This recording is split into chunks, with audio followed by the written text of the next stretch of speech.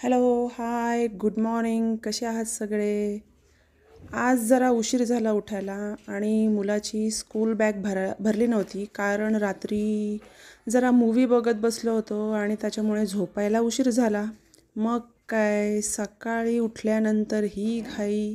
मग काय पहिले बॅग भरून घेतली मुलाची स्कूलची आणि मग मुलगाही उठून सोफ्यावर येऊन झोपला होता. त्याला उठवलं आणि मग काय मुलाला पाहिजे होती टी व्ही बघायला. मग त्याच्या आवडीचं कार्टून लावलं टी व्हीला. टी व्ही पाहत पाहत सगळी तयारी झाली आणि मग काय सगळं आवरल्यानंतर त्याला स्कूल बसपर्यंत सोडायला गेले. सोडून आल्यानंतर काय बघतो, घरी आल्यानंतर मला समोर दिसली काकडी.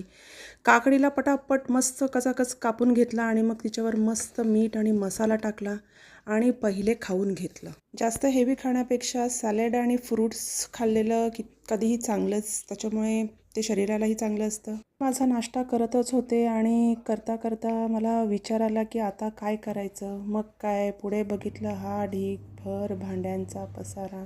तो बघून विचार केला आता काय करायचं. मग काय केली आंघोळ सगळ्या भांड्यांची आणि सगळी भांडी चकाचक लावून ठेवली.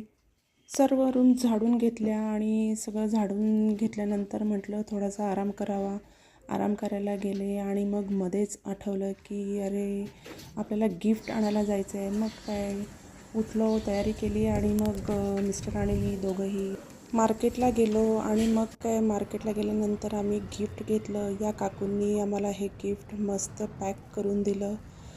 लाल पेपरमध्ये आम्ही मस्त पॅक करून घेतलं आणि आल्यानंतर काय बघतो, तयारी जवळजवळ झाली होती. डेकोरेशन पण झालेलं होतं. तुम्ही बघू शकता डेकोरेशन खूप छान केलेलं आहे. छोटासा स्टेज आहे आणि फुलांचं डेकोरेशन केलेलं आहे. फुगे लावलेले आहेत. आजूबाजूला चेअर्स ठेवलेल्या आहेत. खूप छान डेकोरेशन दिसतोय. खूप मस्त वाटत होतं तिथे.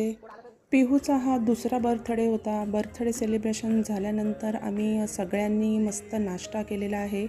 नाश्ता करून झाल्यानंतर मग आम्ही ठरवलं आता इथून घरी जायचं आहे. मग काय आजच्या व्लॉगमध्ये एवढंच. भेटू नेक्स्ट व्लॉगमध्ये. Bye bye. ओम साईराम.